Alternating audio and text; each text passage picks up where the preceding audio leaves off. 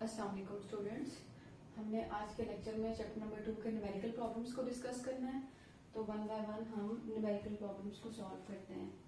Numerical problem number 1 है, आपकी book का पेज नंबर 28 है और यहाँ पर लिखा हुआ है if the magnitude of cross product between two vector is √3 times dot product. तो देखिए मैंने गिवन डाटा में जो कुछ लिखा हुआ था उसको अपनी मैथमेटिकल इक्वेशन के फॉर्म में लिख लिया कि जी if the magnitude of cross product is equals to √3 times dot product of two vector।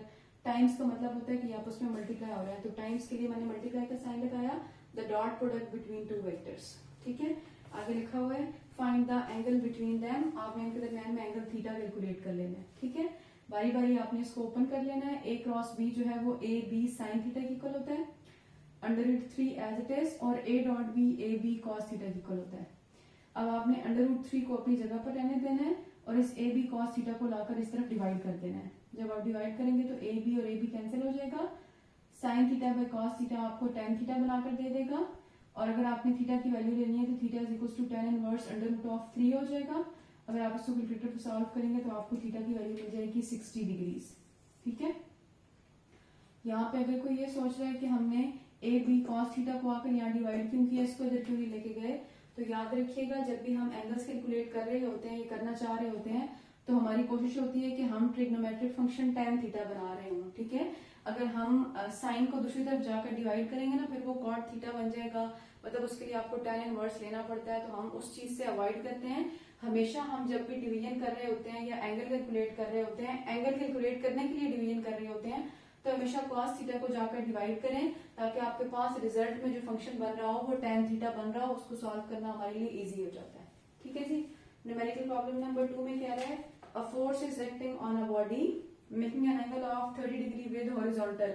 Theta की वैल्यू आपको 30 डिग्री गिवन है जी। The horizontal component of force is 20 newton. Horizontal component यानी कि Fx 20 न्यूटन है जी। फाइंड द फोर्स, आपने force calculate करनी है। तो हमें पता है कि Fx का फॉर्मूला होता है F cos थीटा। अगर यहाँ से आपने फोर्स लेनी है तो cos थीटा को लेकर जाकर यहाँ डिवाइड कर दें। Fx है 20, cos थीटा की जगह पे आ जाएगा cos 30। cos 30 होता है 0.8660, इन दोनों को डिवाइड करें तो 23.09 न्यूटन आपको फोर्स का मैग्नीट्यूड मिल जाएगा।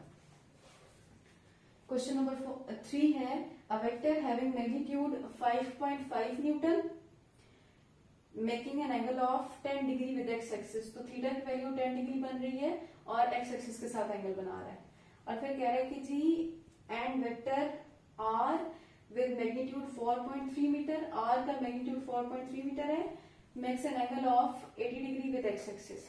आपसे कह रहा है what is the magnitude of their dot and cross product. आपने इन दोनों का डॉट प्रोडक्ट लेना है यानी कि एफ डॉट आर ले लेना है, और आपने इनका क्रॉस प्रोडक्ट लेना है यानी कि एफ क्रॉस आर ले लेना है।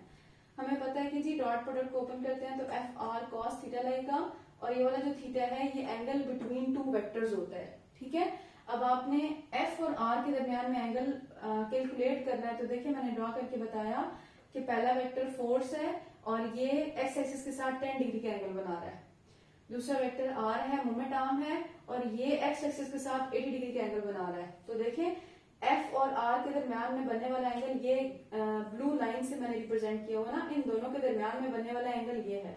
अगर आपने रिजल्टेंट थीटा लेना है तो आपने 80 - 10 कर देना है, तो आपको 70 डिग्री थीटा एंगल मिल जाएगा। यानी कि दूसरे वेक्टर का एक्स एक्सिस के साथ जो एंगल था वो 80 डिग्री था, पहले वेक्टर का एक्स एक्सिस के साथ जो एंगल था वो 10 डिग्री था। दोनों में डिफरेंस ले लेंगे तो आपको रिजल्टेंट एंगल मिल जाएगा। ठीक है, इसलिए आपने cos थीटा की जगह पे cos 70 पुट किया। cos 70 0.3420 होता है, आप इसमें सब वैल्यूज को मल्टीप्लाई करें तो 8.089 न्यूटन मीटर आपको एफ डॉट आर का रिजल्ट मिलेगा। सेम इसी तरह से अगर आप एफ क्रॉस आर करें तो होता है एफ आर साइन थीटा। तो सिंपली हमने एफ की वैल्यू पुट की, आर की वैल्यू पुट की और साइन 70 लिख दिया। आप उसमें सिंप्लीफाई करें तो आपको एफ क्रॉस और आर का आंसर मिल जाता है 22.2 न्यूटन मीटर। और न्यूमेरिकल नंबर 4 हमें कह रहा है कि जी the magnitude of dot and cross product of two vectors are 600√3 and 6 respectively.